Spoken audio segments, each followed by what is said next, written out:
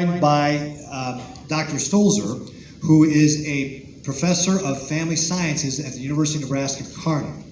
And she's going to come up and just talk a little bit about her perspective on these standards. So, Dr. Stolzer, can you come on up and share with us a few words, sir, please?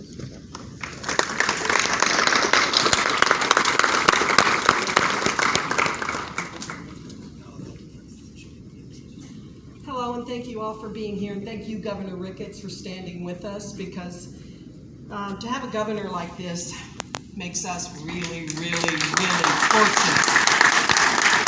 Many governors in our incredible country are not standing with parents. They're turning their backs on them, so thank you so very, very much. I am Dr. Jeannie Stolzer. I'm a professor of child development at the University of Nebraska at Kearney and have been for almost 2 decades. I've been a passionate child advocate for almost 40 years, but I'm not here as a representative for my university. I'm here as a concerned citizen, as a scientist, and as a parent. My son is sitting in the front row, the love of my life. When I first started reading these standards, I couldn't believe what I was reading. So the scientist in me took over first, and it makes no sense scientifically. Children are not now, nor have they ever been miniature adults. They're very, very different. For example, elementary school age children are what we refer to as concrete operational thinkers. They can't think metaphorically. They can't think hypothetically or systematically or abstractly. They can't do it. So to introduce concepts that you see in these standards makes no sense scientifically. Now, from a moral standpoint, that's a whole different ball game. Then you become appalled, as the governor said, and you say, what? This is happening? This is happening in the state of Nebraska? No. You're going to stand up with me, with the governor, and we're not going to let this happen. This is not going to happen in our state. Now, as you can probably guess, I'm going to get a hell of a lot of friction for being here, because I don't stand with many professors.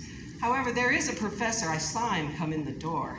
Dr. Greg Brown, where are you? Hey, Jane. There you are. He's a passionate advocate, and he's been with us, and thank you so much for being here. So one of the things that I was looking at with regard to our kindergartners is that they will be taught about lesbian families and gay families, and we'll see about cohabitating families, and not one place was there anything about moms raising kids or mom and dads raising kids, the traditional mom. You can see through this immediately there's an agenda here. The other thing that is absolutely astonishing is that through the whole document, when you read it, or I'm sure you've already read it, nowhere in the document do you see anything about the words male, female, boy, girl, man, woman, nowhere. Now, I need to tell you, for about 20 years, I've been publishing peer-reviewed scientific articles on the medicalization of boyhood and the differences between boys and girls. Males and females are really, really, really different. Honest to God, they're different. They're different hormonally. They're different neurologically. They're different psychologically and socially. They're different cognitively. They learn different. They think different. They problem solve different. They input different. They output different. They're different in every way. Now, of course, are there outliers? Certainly they are. And they must be respected and honored. There are males who are much more female in orientation, and they're okay. And there are females who are much more male in orientation, and they're okay. But to promote this scientific fallacy that males and females are somehow blended and merged, and this gender fluidity is to promote an outright scientific lie.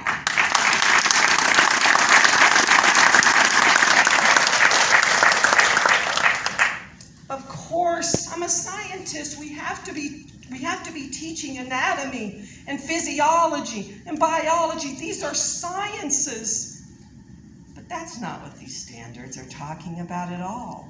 And when we're teaching those sciences, we have to make sure that we're teaching it in developmentally appropriate ways. We don't teach kindergartners things they can't understand, or 12-year-olds, my nieces and nephews here, are going to school in Nebraska. And thank God, and I mean this, that's not hyperbole, thank God Almighty, my son is 29 years old, because if he was a little boy, I would be getting the garrisons out to have a war somewhere. So, all your kids are my kids. They've always been my kids. Ask anybody who knows me.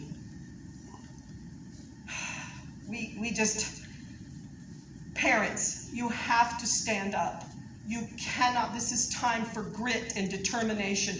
We cannot sit down now. These are our children we're talking about. Always remember what our schools were set up to do, and that is teach reading, writing, literature, science, mathematics. That's what we're here to do. We're not here to serve as governmental bastions to indoctrinate your children with particular cultural and political ideologies. That's not what schools are set up to do, and that's not what taxpayers pay money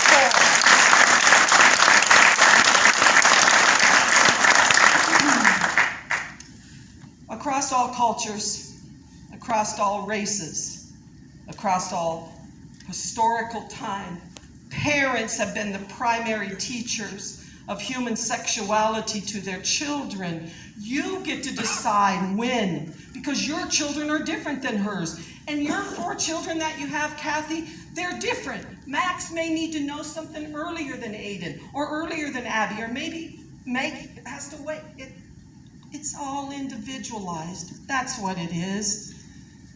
We can't give this over to the state. We simply cannot give this over to the state.